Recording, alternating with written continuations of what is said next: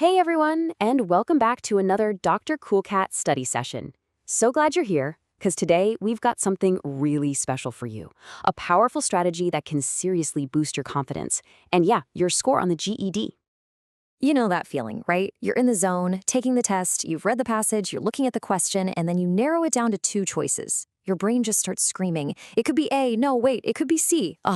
It's that moment of doubt that can cost you precious time and points. Well, what if I told you there's a way to take control of that moment? We're going to show you how to systematically turn what feels like a random 1 in 4 guess into a super confident, logical 1 in 2 decision. It's all about flipping the odds back in your favor. We call this technique the elimination game, and that's exactly what it is, a game. Instead of stressing out trying to find that one right answer hiding among all the decoys, you get to be the detective. You're going to actively hunt down and eliminate the answers that are designed to trick you. So the whole thing comes down to this simple two-step winning move. First, and this is crucial, before you even glance at options A, B, C, or D, just read the question and predict the answer in your own head. This anchors your thinking. Then step 2 is where the real game begins. You scan the choices not to find the right one, but to find the wrong ones, the traps, and get them out of your way. Now, this right here, this is your official hit list. To win the game, you're going to hunt for these 3 main types of trap answers first. First up, answers that are way too narrow or way too broad. Next, answers that are either completely unsupported by the text or, even better, directly contradicted by it. And finally, my personal favorite to spot, answers that use that extreme, absolute language like always, never, or only.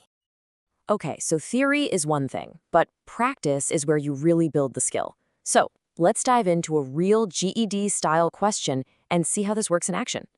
Follow along with me and let's play this game together. Here's our sample passage. It's short and sweet.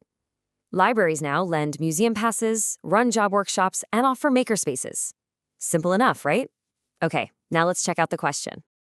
And here it is. Which statement best summarizes the passage? Now remember step 1? Predict. So in my head, I'm thinking, okay, the main point is that libraries are doing a bunch of new, different stuff for people. Got it. Now with that prediction in mind, let's start the hunt. Let's start with the most obvious trap. Choice B says, libraries only offer books. That word only is a huge red flag. That's our extreme language. And more importantly, the passage directly contradicts this by listing 3 other services. So B is gone. Easy. All right, next up, choice D, libraries are replacing schools. Hold on a second. Did the passage say anything about schools? Nope, not a single word. This idea is completely unsupported by the text. It's a classic trap, trying to get you to make a huge leap that just isn't there. So we eliminate D. Okay, look at that. We turned a 1 in 4 into a 1 in 2. It's down to A and C. Let's look at A. Libraries lend museum passes. Now, is this statement true based on the passage? Yes, it is. And this, my friends, is the most dangerous kind of trap. But the question asks for the best summary. Choice A is just one detail, one little example. It's too narrow to be the main idea, so it has to go. And just like that, by getting rid of all the flawed options, we're left with the undeniable winner, choice C. Libraries serve the community in many new ways. It's not too broad, it's not too narrow, and it perfectly captures the spirit of all the details in the passage. It matches our prediction perfectly. See how that works? Fantastic work. You are so getting this. Now, let's pick up the pace and really lock this skill in. It's time to build that elimination muscle memory. Welcome to the lightning round. All right, scenario 1. A science passage says that research suggests this therapy may help some patients. Pay close attention to that careful wording, may help. Now, the answer choice claims, this therapy will always help all patients. What's your gut reaction? What are you going to do with that choice? You got it. You eliminate it. The passage said may help, but the choice said will always help.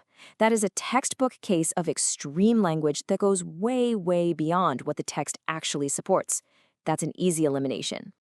Okay, lightning round number 2. The passage clearly states the project failed for financial and logistical reasons. Okay, so 2 reasons there. And the answer choice says the only reason for the project's failure was financial. What's the call here? Absolutely. Eliminate.